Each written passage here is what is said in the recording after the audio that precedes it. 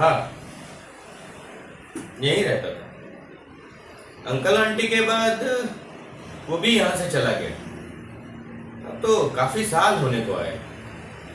कोई लड़के बच्चे नहीं थे उनके? नहीं, सिर्फ दोनों मियाँ बीवी ही थे, इसीलिए किराएदार रखा था। हाँ, अनिल काफी ध्यान रखता था उनका, जैसे बाजार से सामान वगैरह लाना, दवा दारू करना, और किसी की अगर तबीयत खराब हो गई तो उठा के डॉक्टर के पास लेके जाना। कुछ पता चला कि हुआ क्या है उनके साथ?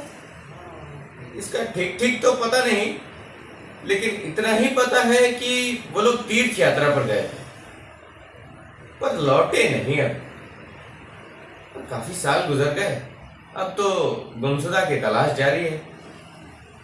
और अनिल यहाँ से गया कहाँ? अरे हमें क्या पता भाई, हमसे उतनी बातचीत नहीं थी।